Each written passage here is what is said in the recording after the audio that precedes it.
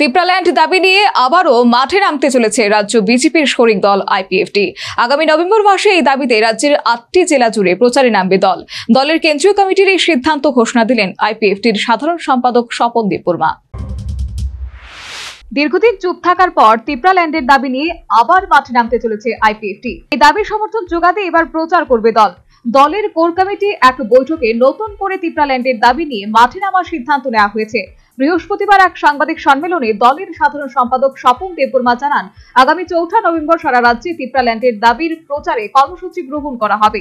এই প্রচারের মাধ্যমে দলের এই মূল দাবির প্রচার করে সমর্থন বাড়ানোর উদ্যোগ নেবে দল।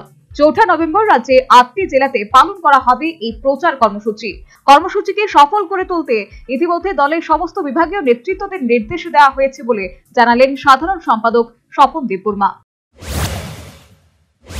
আগামী 4 তারিখ নভেম্বর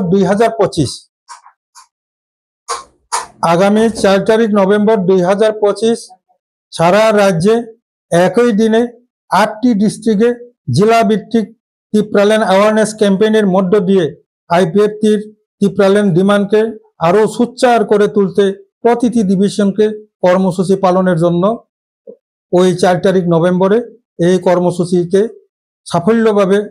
সাফল্য করে তোলার জন্য সব কর্মীদের, বিশেষ করে আমাদের যে ডিভিশনের যারা কর্মকর্তা, তাদেরকে নির্দেশ দেওয়া হয়েছে। পাশাপাশি আগামী দিনে রাজ্যের ভোটার তালিকা সংশোধন প্রক্রিয়াতেও সক্রিয়ভাবে অংশগ্রহণ করতে চায় আইপিএফটি। এদিন দলের সিদ্ধান্ত তুলে ধরে সাধারণ সম্পাদক স্বপন দেববর্মা জানান, এসআইআর প্রক্রিয়াতে প্রশাসনকে সমস্ত রকম সাহায্য করার সিদ্ধান্ত নিয়েছে দল। এই কাজে জেলাভিত্তিক সভাপতি ও সম্পাদকের দায়িত্ব দেওয়া হয়েছে। দায়িত্বপ্রাপ্ত সভাপতি ও সম্পাদকরা ভোটার তালিকা সংশোধন প্রক্রিয়ায় নির্বাচন আধিকারিক ও ভোটারদের প্রয়োজনীয় সাহায্য করবেন। SIR যেটা special intensive revision of electoral roll, যেটা ত্রিপুরা রাজ্য সরকার এর যে ইলেকশন ডিপার্টমেন্ট অলরেডি তার প্রক্রিয়া শুরু করে দিয়েছে এবং আমরা আমাদের প্রত্যেকটা ডিভিশনে, প্রত্যেকটা ডিস্ট্রিক্টে আমাদের পার্টির মাধ্যমে এই SIR প্রক্রিয়াকে কিভাবে সাহায্য করা যায়, কি করা যায় তা দেখভাল করার জন্য প্রতি district wise district level president in-charge এবং ডিস্ট্রিক্ট লেভেল সেক্রেটারি ইনচার্জ আমরা নিয়োগ করেছি।